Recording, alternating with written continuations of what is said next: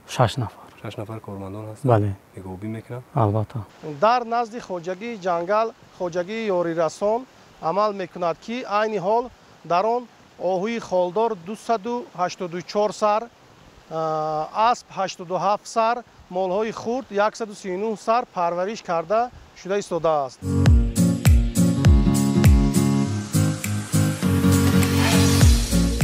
дар дараи қаратоғ намудҳои гуногуни ҳайвонҳои ваҳшӣ ва дарранда ҳам сукунат мекунанд ва дар сурати чандрӯза сафар намудан шояд вохӯранд.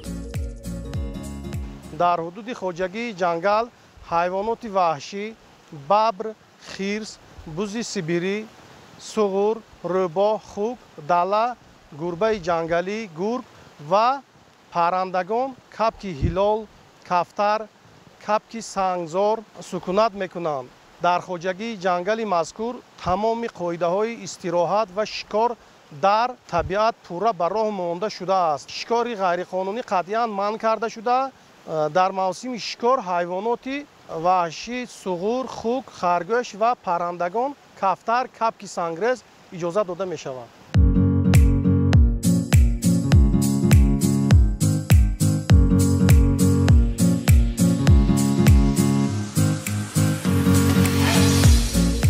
агарчи мо аз субҳ вориди дараи қаратоғ шуда то бегоҳ саёҳат намудем, вале эҳсос накардем ки як рӯзамон чӣ гуна гузашт. мо барои таҳияи барнома ҳамагӣ як рӯз доштем, вале як рӯзи пур аз хотираҳои аҷоибу ғароиб.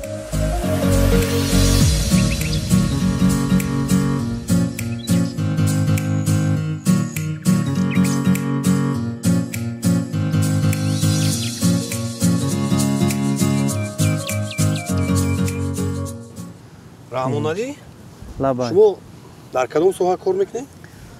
من در شعبه معارف شهر ترسونزاده. یعنی آموزگاره؟ آموزگار. درس هم میتی؟ درس میتیم در مکتبای میامد. از کدام فن؟ از فن سرود موسیقی. انا از کجا سرایندگی؟ سرایندگی هم میکنی؟ کم کم سرایندگی هم میکنی. یک سرود دیگه نباشد زمزمه کنه نه؟ با سرود زمزمه کنی. هی سر تا سری نادونه کفکای دریای، هی دخترکای غرمی مانندی پریای، هی دخترکای غرمی ابروش تو میمار، هی در عشق کی وی نالو چو بلبلی زاره، قدکی بلند صدقه ابری کمان صدقه خالکی سومن صدقه دخترکای غرمی را کپکای دری را هی رفتم سری نادونه میده بارانه یک یار دارم خوش رو نکی نادانه یار نادانه در دل کش ارمانه دل در هوا سوخته جگر بیریانه هی قدکی بلند صدقه ابری کمان صدقه خالکی سومن صدقه دخترکای غربی را هی کپکای دری را هی سلامت باشید. بهترین آوازتون خسته نباشد. شما بیشتر در کدام ژانر موسیقی سرود می‌سرید؟ من بیشتر در ژانرهای عنعنوی خلقی، بعد کم کم 6 مقام. 6 مقام می‌سرید؟ می‌سرایم. می‌توانید یک 6 مقام سروده باشید؟ خیلی اگه اون قناق زمان باشد خیلی باشد. برای بینندگان تلویزیون سیاحی و هنرهای مردمی. نوبهار آمد گلیستان از پی نشو نما غنچه خستانی چمن را غنچه گل متکا از پی هر غنچه خستان گل به بازار آورد باغبان پی برده است این کار دزدی آشناس. سلامت باشید. تشکر. و بینندگان بسیار هم گرامی تلویزیون سیاحی و هنرهای مردمی، این یک سیاحت اکولوژی ما بود در دره قره‌طاق شهر ترسونزاده. برنامه‌های دیگری تلویزیون سیاحی و هنرهای مردمی ادامه دارد. سعادت زندگی نصیبتون باشد.